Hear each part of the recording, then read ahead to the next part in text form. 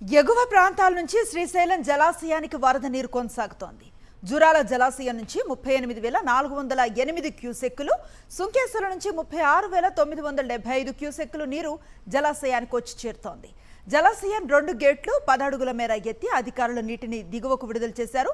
Inflow 75,383 క్యూసెక్కులు, outflow 1,21,482 క్యూసెక్కులుగా ఉంది.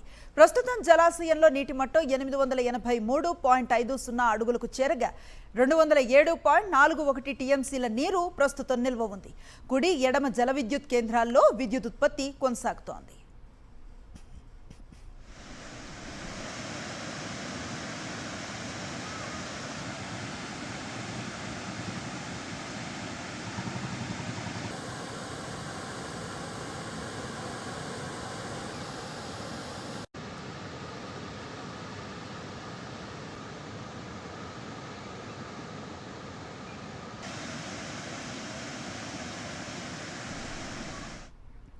కృష్ణానది పరివాహక ప్రాంతమైన పశ్చిమ కనుమలలో భారీ వర్షాలు కురుస్తూ ఉండటంతో కృష్ణానదికి వరద పోటెత్తింది. శ్రీశైలం డ్యాం క్రస్ట్ గేట్ల ద్వారా నీటిని విడుదల చేయడంతో నాగార్జున సాగర్ ప్రాజెక్టుకు మరోసారి భారీ వరద వచ్చి చేరింది.